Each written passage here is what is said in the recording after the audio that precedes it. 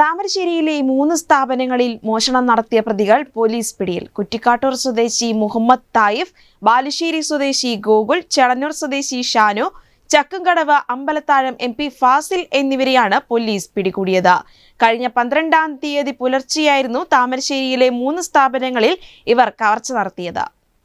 താമരശ്ശേരിയിലെ 3 സ്ഥാപനങ്ങളിൽ മോഷണം നടത്തിയ പ്രതികൾ പോലീസ് പിടിയിൽ. കഴിഞ്ഞ 12-ാം തീയതി പുലർച്ചെയായിരുന്നു താമരശ്ശേരിയിലെ സൂപ്പർ മാർക്കറ്റ് അടക്കമുള്ള 3 സ്ഥാപനങ്ങളിൽ നിന്നായി 5 മൊബൈൽ ഫോൺ, ഒരു ടാപ്പ്, ഒരു ടോർച്ച്, ഒരു ട്രിമ്മർ, 2,12,000 രൂപ എന്നിവ കവർന്നത്.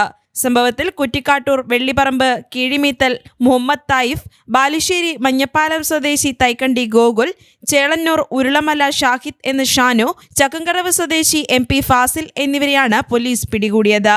താമരശ്ശേരി DYSPയുടെ നേതൃത്വത്തിലുള്ള ക്രൈം സ്ക്വാഡ് നൽകിയ വിവരത്തിന്റെ അടിസ്ഥാനത്തിൽ എറണാകുളം സെൻട്രൽ പോലീസാണ് പ്രതികളെ പിടികൂടുന്നത്.